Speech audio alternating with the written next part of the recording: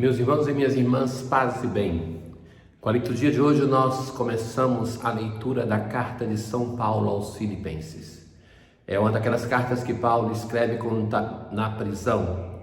E essa prisão é aquela do ano 50, não é ainda aquela sua definitiva, e ele vai estar em Éfeso.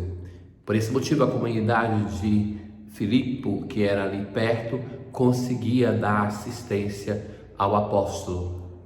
É uma carta que é cheia de expressões de muito carinho, a ponto de dizer que essa comunidade é a sua alegria. Não vai entrar em temas polêmicos, não vai repreender duramente a comunidade, como em outros momentos. Vai se alegrar porque essa comunidade é uma comunidade obediente, uma comunidade que vai lhe ajudar em muitos momentos, inclusive economicamente.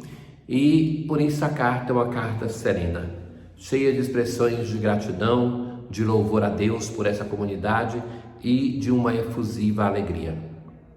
No texto de hoje, nós começamos depois daquela introdução, porque seria a liturgia de ontem, mas nós celebramos dois apóstolos, por isso não ouvimos a leitura da liturgia ferial. Quer dizer, liturgia ferial é a liturgia de segunda a sexta e sábado pela parte da manhã da féria, não é um dia festivo, um dia comum, um dia ferial.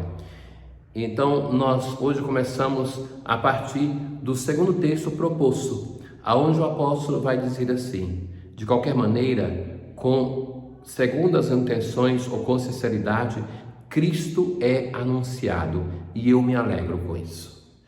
Paulo vai se deter a falar da sua missão de anunciar o Cristo que ocupa o centro da sua vida. Por esse Cristo, ele gasta a sua existência.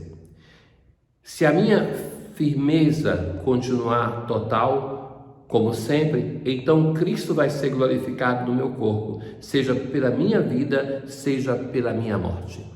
O apóstolo introduz um discurso que não vai acontecer neste momento, mas de uma possibilidade real. Ele está na prisão, pode morrer, e disse que o Cristo vai ser glorificado, mesmo se ele morrer, pois para mim o viver é Cristo e o morrer é lucro. Muitos dos santos vão ter essa mesma experiência, de querer até mesmo morrer para partir e estar junto com Deus. O apóstolo vai dizer assim, que seja na morte, seja na vida, ele pertence ao Senhor, e que não coloca tanto valor, como muitas vezes é o nosso problema, que nós supervalorizamos a morte na nossa vida e vivemos em vida com a preocupação da morte. O apóstolo vai dizer assim: para mim o viver é Cristo e o morrer é lucro. Tenho o desejo de partir para estar com Cristo, mas para vós é mais necessário que eu continue minha vida neste mundo. Por ele está disposto a morrer, para ir ao encontro do Cristo. Mas vai dizer que para a comunidade dos filipenses é melhor que ele continue, porque assim, com a minha volta para junto de vós, vai aumentar ainda a razão de vos gloriardes em Cristo Jesus. Da prisão, em Éfeso, o apóstolo vai dizer: para mim seria melhor morrer, mas para vós é necessário e é melhor que eu não morra agora, para que ele possa voltar e continuar a obra de evangelização. Nós vamos ver durante esses dias, escutando essa carta, um texto que é assim, cheio de expressões de amor, de ternura que o apóstolo tem para com essa comunidade. Vai repreendê-la por algumas coisas, mas sem a dureza que nós encontramos em outros textos, como por exemplo a carta aos Gálatas que nós escutamos há pouco tempo. Um texto cheio de ternura, porque reconhece nessa comunidade aquela que foi dócil para com o apóstolo, aquela que foi solidária, que esteve próxima quando ele sofreu e que com muita obediência o escutou e que se empenhava cada vez mais em seguir o Cristo anunciado por este apóstolo. Assim como a costa suspira pelas águas correntes, suspira igualmente minha alma por vós, ó meu Deus. A costa era uma experiência que se via naqueles desertos, que estava ali em busca de uma água, porque necessitava de água como todos nós para viver. E a sede de encontrar-se com Deus, o salmista vê representada nessa ânsia da costa que suspira, que está buscando pela água corrente. É a experiência de Paulo, que está desejoso de um encontro com Cristo. O Cristo que ele conheceu já não mais presente como homem Jesus nessa terra, já depois da sua ascensão. E ele tem saudades deste Cristo, de uma experiência de encontrá-lo, aquele que ele encontrou na fé e que quer encontrar no céu. Minha alma tem sede de Deus e deseja o Deus vivo. Quer ver quando terei a alegria de ver a face de Deus? A tradição do Antigo Testamento dizia que ninguém podia ver o rosto de Deus, a face de Deus e permanecer vivo. E o salmista vai dizer: quando terei a alegria de ver a face de Deus, de estar diante de Deus e vê-lo como Ele é? Peregrino e feliz caminhando para a casa de Deus, entre gritos, louvor e alegria da multidão jubilosa.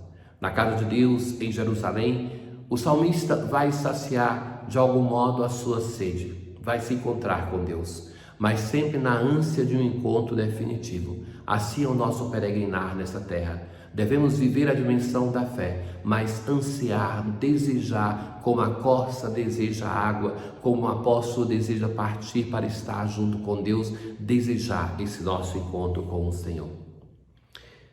Na aclamação ao Evangelho de hoje, tomai meu jugo sobre vós e aprendei de mim, que sou de coração humilde e manso. Jesus vai em um sábado na casa do chefe dos fariseus. Por que isso? Terminadas as funções na sinagoga, o chefe dos fariseus ou o chefe da sinagoga, que às vezes coincidia ser a mesma pessoa, chamava um homenageado, alguém importante, e se reunia outras pessoas. Nós vamos ver nesses dias alguns textos que se prolonga esse estar de Jesus nesta casa. Jesus notou como os convidados buscavam os primeiros lugares, queriam estar perto dele, o hóspede de honra, para escutar, para mostrar que eram importantes. E Jesus, quando vê isso, veja que Jesus é observador. Jesus é atento ao que acontece ao redor dele. Para nós homens isso não é muito comum. Então, a maioria de nós, do sexo masculino, passamos na vida um pouco sem nos apercebermos daquilo que está ao redor. Jesus é um homem atento, um homem sensível, sensível ao que está acontecendo ao redor, sensível ao sofrimento dos outros. Também São Francisco me chama a atenção por esse aspecto. Aquele homem que percebe o que está acontecendo, que vai ao encontro de quem está sofrendo. E Jesus vai dizer assim: quando forem convidados para um casamento, não ocupes o primeiro lugar. Pode ser que tenha alguém mais importante do que você, e o dono da festa vem dizer: dá um lugar a ele. Então ficarás envergonhado. Mas quando fores convidado, vai sentar-te no último lugar. E o dono pode vir e dizer: amigo, vem mais para cima, e será uma honra para ti. Jesus não está fazendo aqui um compêndio de boas maneiras. Não está dizendo aqui normas de educação, mesmo que isso também seja importante. Mas sim é um princípio evangélico. Tanto é que termina aqui dizendo: porque quem se eleva será humilhado, e quem se humilha será exaltado. A exortação de Jesus, que é próprio o conceito lucano, este de um Deus que se revela aos humildes, de um Deus que alegra aquele que é empobrecido e entristecido, o Deus que vem ao encontro daquele que necessita. Na exortação de Jesus naquela casa, observando aquela cena, ele usa para anunciar o Evangelho, para anunciar a boa nova, para nos dizer que nós devemos buscar ocupar o último lugar. O último lugar, vai dizer Charles de Foucault, de quem é? É de Jesus. É ele que é ali aquele que ocupa o último lugar, que deixou na condição divina, assume a condição humana, a condição de servo. E é este lugar que nós devemos disputar uns com os outros, para estarmos ali, no lugar do Cristo, para que Ele seja glorificado e nós sejamos humilhados. Na oração após a comunhão de hoje, nós assim rezamos: ó Deus, que os vossos sacramentos produzam em nós o que significam, a fim de que um dia entremos em plena posse do mistério que agora celebramos. Tenham todos um bom dia. O Senhor esteja convosco, Ele está no meio de nós. Abençoe-vos o Deus Todo-Poderoso, o Pai, o Filho e o Espírito Santo. Paz.